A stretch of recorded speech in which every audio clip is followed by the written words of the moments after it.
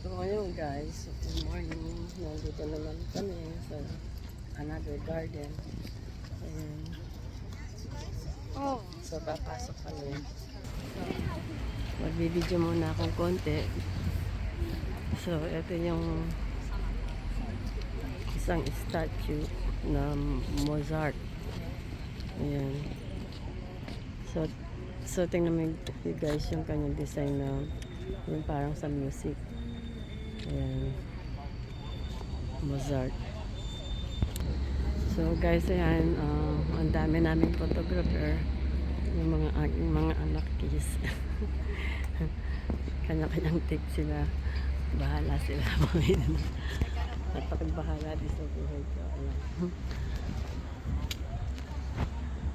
So ayan dyan, meron dyan mga tourist guide na nagtutour. So ako, habang sila busy, ako ikot-ikot muna dito. At magpapakita ng magandang iba-ibang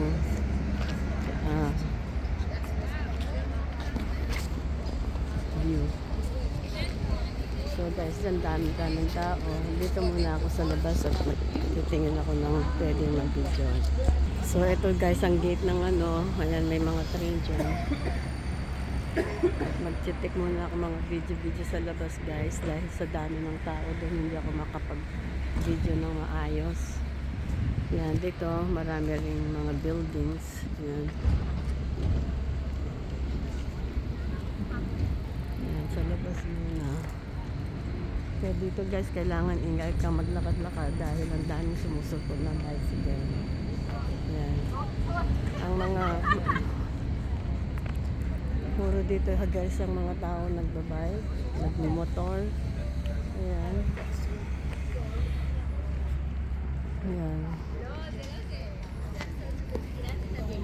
Ito yung ating mga ito yung ating joke. Ayan.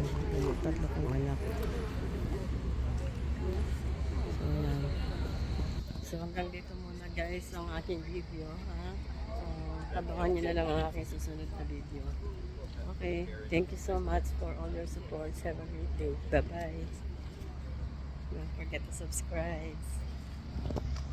So ito guys, dito yung sa loob. Ayan, meron mga pwedeng mag-picnic dyan. Ayan, so may sprinkler dito.